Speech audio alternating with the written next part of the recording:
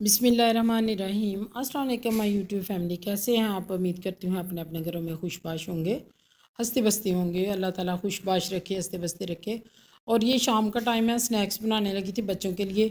تو میں نے کہا کہ چلے میں اپنے ویورز کے ساتھ بھی شروع کرتی ہوں یہ شیئر اپنی ریسپی کہ میں کس طرح سنیکس بنا کے دیتی ہوں۔ 1 کپ میدا لیا، اس میں 1 انڈا ڈالوں گی، اس میں صرف میں نمک مرچ ڈالوں گی، اور اور میں نے کوئی چیز نہیں ڈالنی، نمک مرچ اور ہلدی تھوڑی سی ڈالی ہے، اور اس کو پانی ڈال کے مکس کر لیں گے۔ اب اس کے میں بریڈ کے سنیکس بناؤں گی، اور مختلف طریقوں سے 2-3 میتھڈ ہیں، وہ آپ لوگوں سے ساتھ ساتھ شیئر کرتی جاتی ہوں۔ سب بہت ایزی ہیں، بہت ایزی اور بہت سستے والے، کوئی اس میں ایسا نہیں ہے کہ مہنگی چیزیں ہیں۔ تو اس لیے میں شیئر کر رہی ہوں کہ میرے ویورز جو میری فیملی ہے یوٹیوب میری دیکھتی ہیں، تو وہ کچھ نہ کچھ میری ویڈیو سے گین کریں، اور اپنے بچوں کے لیے کوئی گیسٹ آ جائے تو ان کے لیے وقتاً فوقتاً انہیں بنانا پڑے تو جھٹ پٹ وہ ان کو ریڈی کر سکتی ہیں۔ تو ساتھ میں ڈسکس کروں گی، یہ اس میں ڈپ کرتی جاؤں گی اور پین میں رکھتی جاؤں گی اور نکالتی جاؤں گی، اور ساتھ ہم کریں گے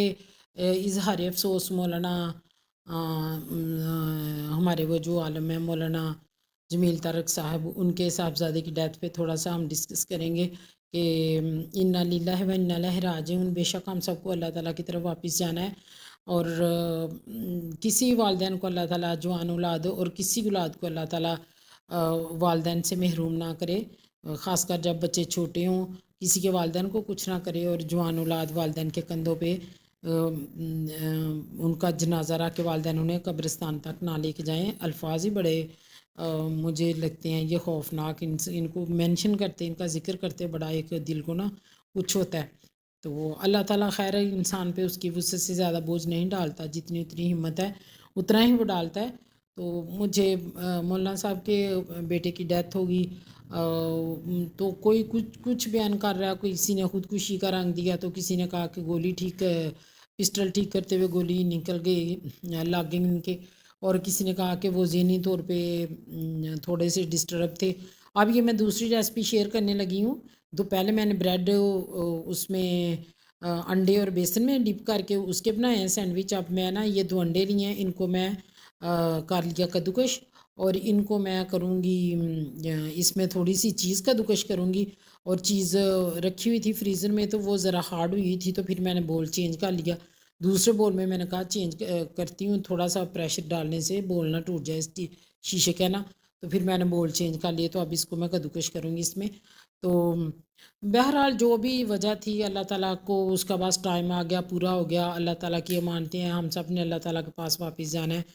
تو میں بس مولانا صاحب کے لیے میری ہم وہ ہمارے عالم ہیں، اور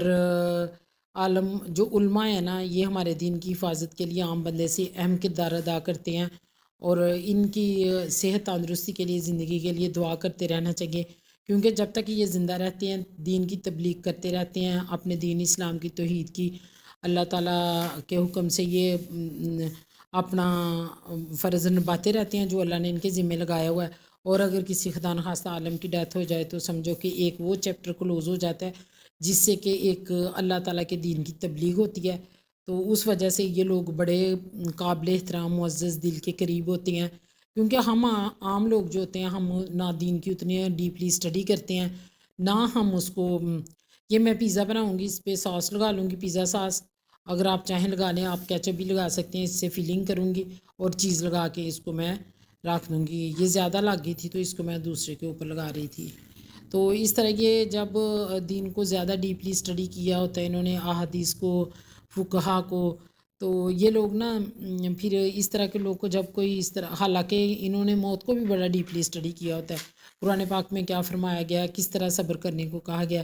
اور وہ جب ان کو میں نے اتنا جذباتی روتے ہوئے بیٹے کی ڈیتھ پہ ان کے دیکھا تو میرا دل بھر آیا، اور وہی کہ بس یہی تھا کہ وہ عمر سیدھا ہو چکے ہیں اور ان کے بیٹے جوان ہیں، اور جوان بیٹا باپ کے کندھوں پہ سوار ہو کے اپنی آخری آرام گاہ تک پہنچا ہے۔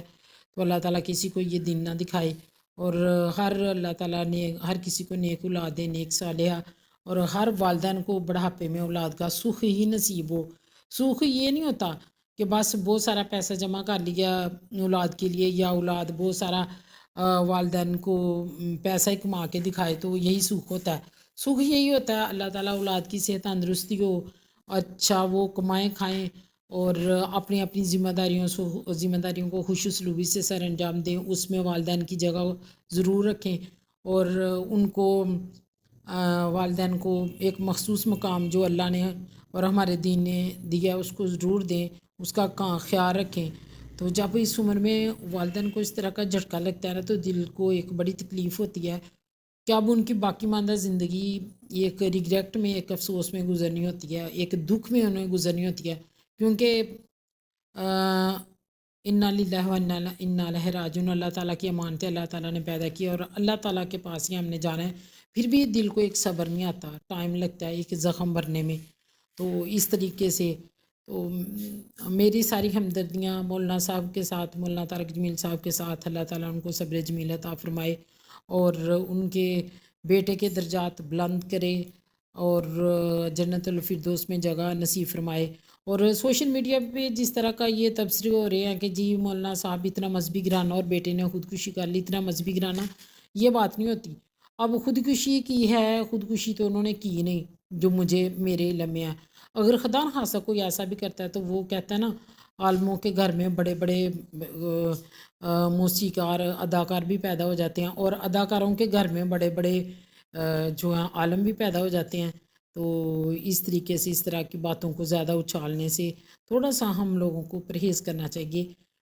अल्लाह ताला हर किसी को नेक और सालेह औलाद दे और हर किसी को औलाद का सुख नसीब करे और बाकी अल्लाह ताला बेहतर जानता है किसके लिए क्या बेहतर है। तो हम सब उनके लिए बस दुआ के हैं और यही तो मेरी रेसिपी। Like share subscribe.